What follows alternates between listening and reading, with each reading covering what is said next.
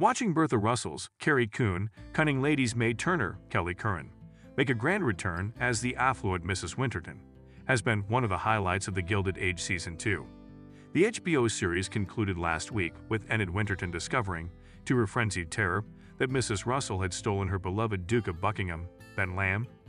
Mr. and Mrs. Winterton would have to make the journey to attend the Russell celebration for the British noble, rather than hosting the honor of throwing a party for the Duke in Newport.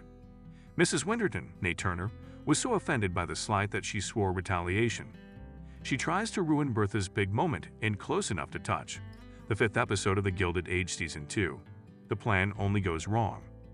During a recent interview with the Gilded Age star, Kelly Curran said, "This is another thing that I love about getting to play her. She's not always good at what she plans." What then was the strategy? Mrs. Winterton tried to ruin the meal that Mrs. Russell hosted for the Duke by using her connection with a footman who was still employed by the Russell family. Mrs. Russell had to enlist the help of other Newport Homes cooks, including one of the Wintertons' staff members, due to the extravagant nature of the celebration. Peter Barnes, Michael Burrell, the footman, and Schneider, Jesse Smart, the chef, would conspire to ruin dinner by bringing in spoiled food at the last minute. The one obvious flaw with this plan. That would depend, of course, on how badly every other employee of the Russells performed. Fortunately, the betrayal was discovered, and the Russells' employees moved quickly to thwart the scheme of their former co-workers. Peter Barnes would lose his job, and Mrs. Russell would ultimately emerge victorious.